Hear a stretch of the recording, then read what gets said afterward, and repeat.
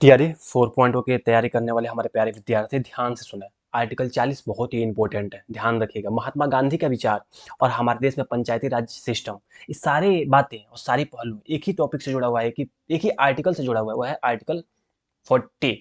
क्या है आर्टिकल 40? आप देखिए, ध्यान से क्लियर कट बातें हैं। जैसे आप देखते होंगे, आप जिस गांव से आ रहे हैं वहाँ गांव पे हर 5 साल पे चुनाव होता है, जहाँ प्रधान होते हैं, मुखिया जी होते हैं। और मुखिया जी का भौकाल तो आप जानते ही हैं। मुखिया जी हमारे बिहार में आइए, देखिए मुखिया जी का क्या भौकाल है। मुखिया जी निकलते हैं तो लगता है कि एक विधायक और सांसद उनके सामने क्या है, कुछ नहीं है। वैसी स्थिति बनी हुई है। लेकिन जो विचार था और जितनी बातें थी आर्टिकल 40 से जुड़ा हुआ, आखिर आर्टिकल 40 संविधान में आया कब? और हमारे संविधान में आर्टिकल 40 लाने का विचार किसका था, और किन किन के विचार से आर्टिकल 40 प्रभावित है? और भारतीय संविधान में आर्टिकल 40 है तो इसका समाज पे इम्पैक्ट क्या पड़ा, और हमारे एग्जाम के लिए कितना जरूरी है, मेन बात है। क्योंकि मेन फोकस है टीआरई के लिए। तो टीआरई 4 में आर्टिकल 40 से क्वेश्चन बन सकता है, बिल्कुल बन सकता है। और पिछले कुछ वर्षों में देखा जाए, टीआरई 1, 2, 3 में तो बना भी है। तो ध्यान से देखिए और अच्छे से पढ़िए।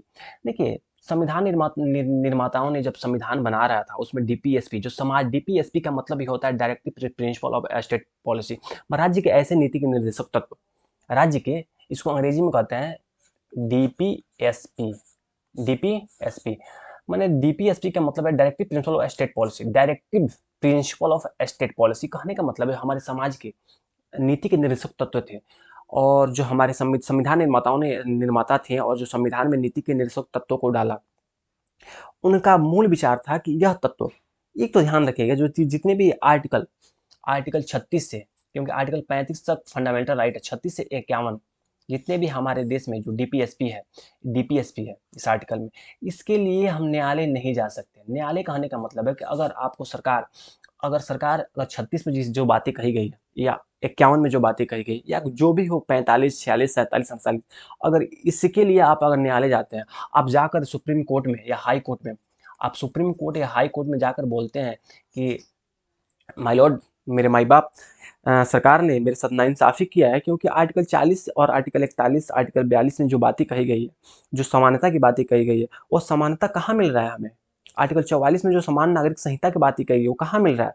तो सरकार ध्यान रखे, संविधान निर्माताओं ने स्पष्ट किया कि अगर हम लोग तो डीपीएसपी इसमें डाल रहे हैं डीपीएसपी, लेकिन ध्यान रखना कि डीपीएसपी के लिए लेकर तुम न्यायालय मत जाना, क्योंकि न्यायालय में नहीं है। सरकार और देश, हमारे देश की स्थिति जैसी सुधरेगी, हमारे देश का विकास जैसे होगा, सरकार जैसे आत्मनिर्भर बनेगी, उसके हिसाब से हम काम करेंगे, उसके हिसाब से हमारे देश में डेवलपमेंट होगा। और आपकी जनता की जितनी भी आवश्यकताएं हैं, रोजगार से लेकर हो, न्याय से लेकर हो, या समानता की बात की गई है, या पंचायती राज्य की बात की गई, सारी चीज़ें आपको दिया जाएगा, लेकिन धीरे धीरे एक क्रम में दिया जाएगा, इसके लिए घबराना नहीं। इन सब विचारों को देखते हुए और न्यायालय को देखते हुए हमारे संविधान में महात्मा गांधी के विचार, महात्मा गांधी जी बहुत ही अलग महात्मा गांधी का, अगर अगर जो जितने भी अनपढ़ हैं और नादान लोग हैं, जो जानते नहीं हैं, वह महात्मा गांधी को गाली देते हैं। उनको पता नहीं है कि महात्मा गांधी कितने महान आदमी थे। उनके विचार, उनकी पुस्तक माई एक्सपेरिमेंट विथ ट्रूथ में जाकर पढ़िए, देखिए क्या विचार रखते थे। वैसी स्थिति में आपको लगता है कि महात्मा गांधी के विचार को पढ़ना चाहिए, बिल्कुल पढ़िए। बहरहाल, हम आर्टिकल 40 की बात कर रहे थे। आर्टिकल 40 हमारे कहता है कि महात्मा गांधी का विचार था कि एक स्वशासन होना चाहिए। जैसे हमारे राज्य में सेंट्रल गवर्नमेंट है, स्टेट गवर्नमेंट है।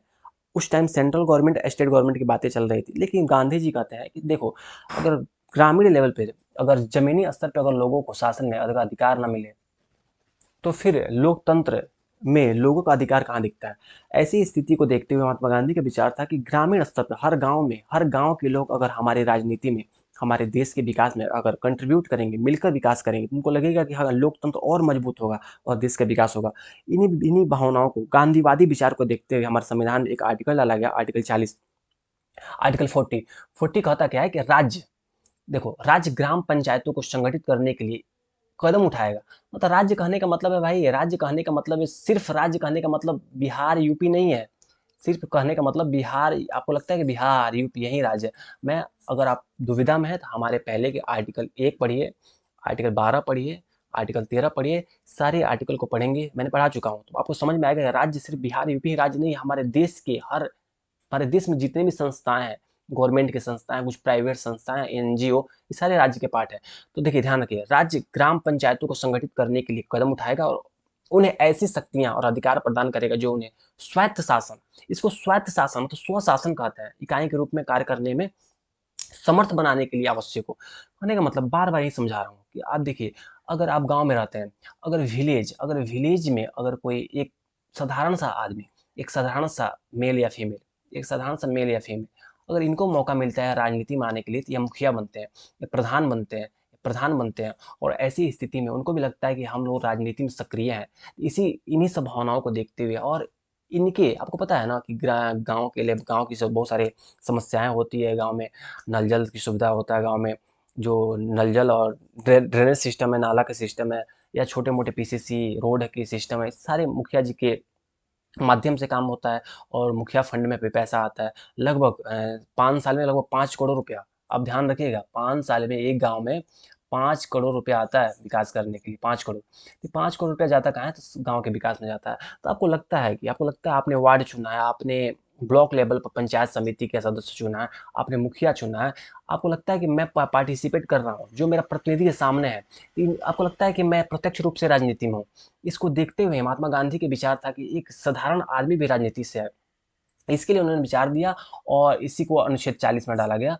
ध्यान रखिएगा, मैं इतना समझा क्यों रहा हूँ, बस आर्टिकल 40 याद रहे। बीपीएससी क्या पूछेगा, आर्टिकल 40 में किन बातों को लिखा गया, कुछ स्टेटमेंट दे या कुछ फैक्ट दे, आपको बस अटेम्प्ट करना है। पहला, किस अनुच्छेद में है? 40 में है। किस भाग में है? भाग 4, क्योंकि भाग 3 में मूल अधिकार है, भाग 2 में जो हमारे नागरिकता था, भाग 1 अमेंडमेंट की बात की गई है, मैं पढ़ाया राज्य क्या है, राज्य के बारे में बताया। तो सारी बातों, विषय क्या है? ग्राम पंचायत का गठन। क्या है? एक नॉन जुडिशियल, मैं बता चुका हूँ ना, नीति के निर्देशक तत्व है, इसको नॉन जुडिशियल क्यों बोलते हैं? क्योंकि न्यायालय नहीं जा सकते, अभी जस्ट नहीं बताया हूँ आप लोगों को, इसमें कंफ्यूजन नहीं होना चाहिए। ऐतिहासिक पृष्ठभूमि, कहने का मतलब है कि 1949 में प्रावधान सम्मिलित किया गया। ड्राफ्टिंग कमेटी के जो अध्यक्ष थे डॉक्टर अम्बेडकर ने ग्रामीण स्वायत्तता के लिए इस प्रावधान को संविधान में जोड़ा। महात्मा गांधी के विचार था, और अम्बेडकर बहुत ही महान आदमी थे, अम्बेडकर के योग्यता पर कोई क्वेश्चन मार्क नहीं लगा सकता। और ड्राफ्टिंग कमेटी जो के सदस्य, ड्राफ्टिंग कमेटी का मतलब है जो संविधान का निर्माण हुआ, तो इन्होंने ड्राफ्ट बनाया था कि संविधान कैसा होना चाहिए, क्योंकि संविधान के निर्माण तो बहुत लोगों के योगदान है, सिर्फ इनका ही नहीं है। ऐसा आपको लगता है कि संविधान ने बाबा साहब अम्बेडकर ही लिखा है? जी नहीं, बाबा साहब अम्बेडकर ड्राफ्टिंग कमेटी के अध्यक्ष थे, लेकिन बहुत सारे लोगों को, लगभग मैं आई थिंक, मुझे जहाँ तक याद आ रहा है 296 के अराउंड यहाँ पे सम्मिलित थे, यहाँ पे लोग सम्मिलित थे, यहाँ पे जो संविधान, जो कॉन्स्टिट्यूशन बन रहा था, इतने लोगों के योगदान के बाद इस संविधान का निर्माण हुआ। और बहुत ही ज़्यादा महत्वपूर्ण है कि बाबा साहब अम्बेडकर ने, बहुत ही योग्य पढ़े लिखे थे, उसमें सम्मिलित थे, और इनके प्रयास से बहुत सारे इसमें अमेंडमेंट किए गए, बहुत सारे बदलाव आया। ड्राफ्टिंग कमेटी के अध्यक्ष के रूप में इन्होंने काम किया, और जिसके प्रावधान सम्मिलित किए गए 1950 में लागू हुआ। संविधान के अधिनियमित होते ही यह धारा लागू हो गया, ग्रामीण स्वशासन का आधार स्थापित हुआ।